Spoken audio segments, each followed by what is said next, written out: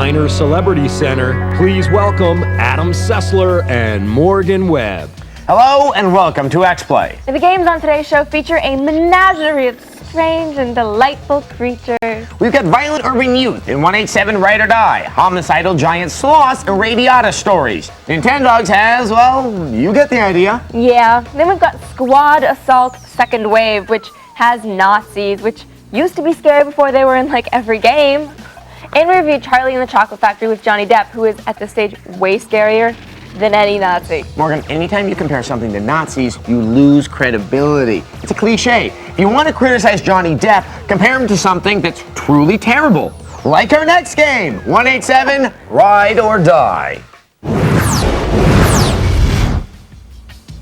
You know, I always thought urban violence was cool, but this game made me realize there's nothing fun about fast cars and gunplay. That's right, kids. Crime doesn't pay, except for high-class white-collar crime, like embezzlement and insider trading. So if you want to become a criminal kingpin drowning in cash and loose women, remember, kids, stay in school. And if you needed any more proof that fighting can be boring, here's a review of Radiata Stories.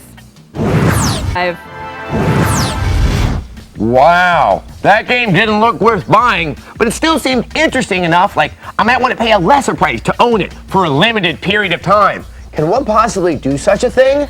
Funny you should ask, Adam. Gamefly.com actually allows you to rent games for as long as you like, then send them back when you're done. You could rent Radiata Stories. That sounds amazing, but I'm scared to leave my home, and I probably have to go to some store, Game Factory, to do this renting that you speak of. Oh, silly Adam. Gamefly allows you to rent from the privacy of your own home. Wow, thanks to Gamefly and pizza delivery, I'll never have to overcome my crippling social phobia.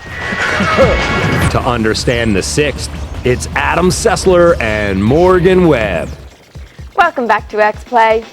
Remember back when Nazis were still interesting? Used to be games with Nazis were good, like Wolfenstein 3D or the 1936 Olympics. That's a good one. But soon Nazis were everywhere. Shooters, RTSs. I'm pretty sure Heinrich Himmler shows up at NBA Live 04. Do you have to use a cheat code for that? Oh, anyway, here's yet another Nazi game. It's Squad Assault Second Wave. So,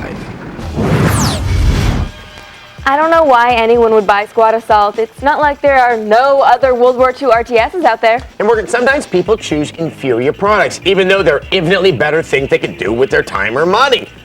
And that's why we're still on the air. I'm cool with that. It's Adam Sessler and Morgan Webb. Roald Dahl was an amazing author, obsessed with the dark comedy of childhood. Specifically, he thought most adults hated children. He's right. I certainly hate children. I think it's a bit of a stretch to consider you an adult. Regardless, the folks at Backbone who developed the new GBA game Charlie and the Chocolate Factory certainly seem to hate children, because the game is a steaming brown pile of, well, here's our review. It's mildly interesting that Johnny Depp has been in 2 movies with chocolate in the title. Yes, the other one was called the Chocolat, actually. Chocolat. No, more pretentious and French. Like you really like wine and you're really bad at fighting. Chocolat. This is actually less interesting than I thought it was. Come on, Adam. Chocolat. Chocolate. It's Adam Sessler and Morgan Webb. That mayor taught me everything I know about comedy. Welcome back to Xplay. Since time began, the world of games has been dominated by 2 warring factions, 2 groups that vie for control of the way we understand electronic gaming. Is one of the groups young professional moms who love playing Bejeweled? No. Some of those moms are totally hot. No. The groups are fat guys in pizza-stained t-shirts and 14-year-old Japanese schoolgirls. Duh. Ever since the release of World of Warcraft, the fat guys have been winning, but the schoolgirls are back. What about jockey guys who play Madden 18 hours a day and call everyone bruh? I'm tired of having this conversation. Just run the freaking Nintendogs review. Bruh. Oh, the puppies are so tasty. True. There is, however, a downside to Nintendo. You see, for most Nintendo fanboys, their artificial dog is the only affection they get. Every day at work, I'm surrounded by guys talking to their Nintendogs. Sit, Dandelion, sit! All day long. And that gets annoying and sad really quick.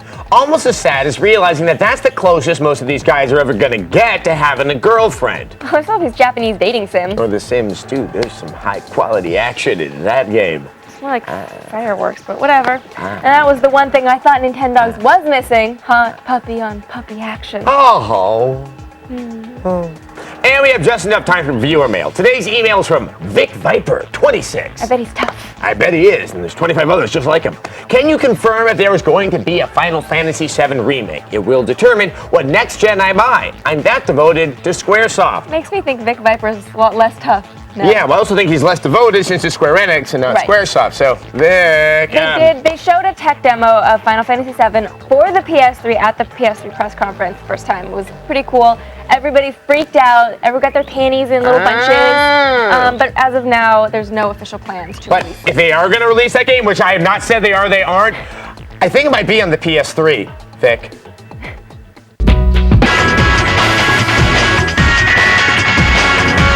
Your call is important to us. Please continue to hold for Adam Sessler and Morgan Webb.